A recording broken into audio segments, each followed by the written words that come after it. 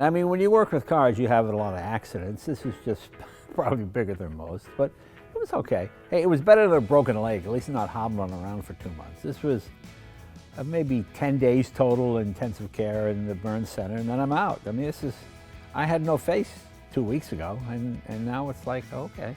I mean, I tried to get the Clooney face, but that wasn't available, so they had to settle for the standard. Legendary comedian and car enthusiast Jay Leno made headlines when he suffered serious burns while working on one of his vintage automobiles.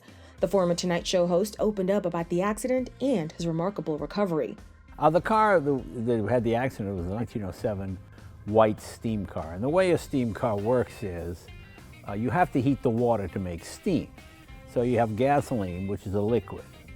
Okay, so you put that in the gas tank, and then you pump it up and you pressurize it, and it goes through the tubes to come to the pilot. What the pilot does is it heats up what they call a vaporizer. The gasoline hits the hot vaporizer, the liquid gas becomes into a gaseous state, and then it's sort of, it's blown as an invisible gas into it, just like you'd see with a gas dryer, if you ever look at it. And that's basically what it is. And what the problem was the fuel line was clogged.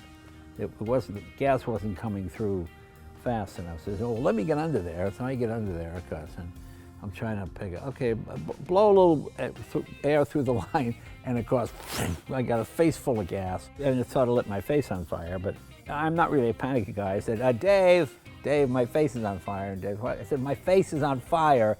And then my friend Dave Kalaki, he pulled me out and he jumped. And Dave's a big guy, so he just smothered me, and that put the fire out. 10 seconds before Dave pulled me out, 10, 15 seconds. Any longer than that, I probably would have lost the eye. So then the paramedics came, they go, oh, this is serious. I go, I feel okay. No. So they took me to St. Joe's. And then St. Joe's, oh, you got to go to the burn center. Okay, so well, I'll try myself. So I went and got my car and I drove to the burn center. And when I got to the burn center, they said, we have to admit you right now. I go, well, my wife doesn't know anything about this. I said, I got to go home first. No, you can't go home.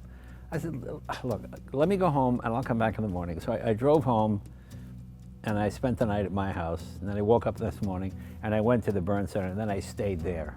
And then my wife came and stayed with me in the burn center. I mean, it's amazing what they can do now. I mean, this is all brand new. They take this thing, it looks like it's a saw, and it just sort of cuts all the old skin off your face, and then they lay new skin on, I guess. 9 days later, you got this brand new face. I mean, it is pretty amazing. I mean, it's real skin. In my case, they used skin from old comedians. This whole arm is red buttons. This is all red buttons here. And then I've got a little Gary Shandling and some of the other guys as well. It's because they want the DNA to be the same, you know, comedian. They put you in this hyperbaric chamber, so you're in that for 4 hours a day maybe, and that speeds up the healing process.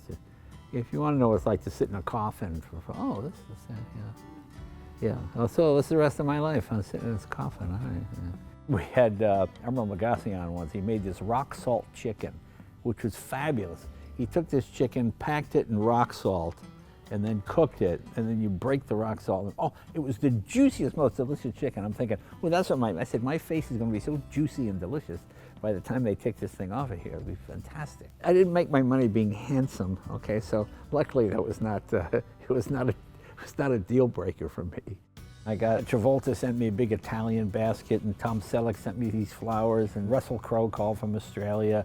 I oh, well, thanks you guys. I mean, it was very touching. I was really moved by it. It was really very kind of everyone. People were very, very nice. People you don't know, or people that liked you, or maybe you helped somebody years ago and they reach out, and it was really very, very touching. Yeah, it's very nice. People are very kind, actually. You know, we live in it seems like we live in an especially cruel world now.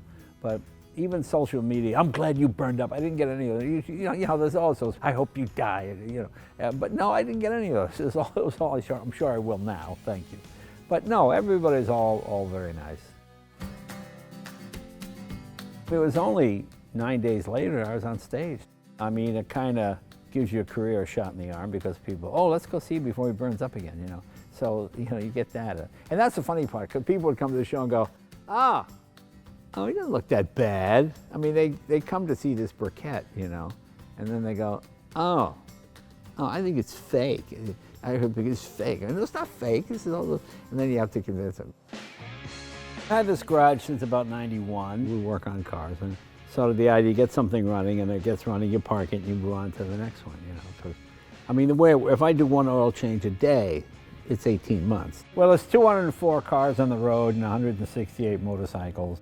I mean, different cars do different things. You know, some are extremely valuable. Some are just cars that remind you of your youth. Well, I remember when I was 7, we went to Crabtree Motors in New Rochelle, New York. My dad bought a new Chrysler.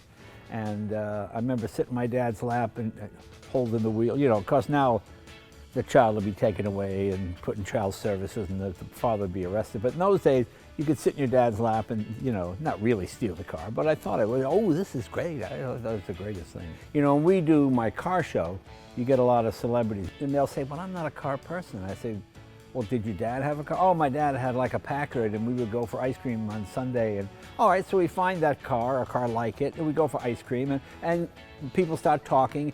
It's really just a rolling version of the Tonight Show. Instead of a couch, you're sitting on in an automobile seat, and you're talking. And it's amazing how freely people talk because they feel like, oh, there's not a lot of cameras, nobody's judging me, although there are a lot of cameras, and everybody is judging you. But that's okay, but it makes it a lot of fun. Have I learned anything? No, not at all. You can't teach men anything after 40, you know. Once men learn how to make a sandwich and make a bed, they're done. I'll continue to do the same stupid things. Hopefully just be a little more careful, yeah, but you know, you sort of get back on the horse, as they say, you know. No, I mean, you know, if it was unexplainable, then you'd go, well, okay, I'm not doing this again until we find out exactly what happened. But when you get doused in gasoline and you're near a flame, it doesn't take a genius to figure out what happened. You know, so no, I mean, if it was something, you know, I've had cars where something broke and I go, okay, we're not driving this thing again until we find the problem. But this was so easy to figure out. Well, okay, there's gas there, there's a flame right there. Okay, it doesn't take a genius.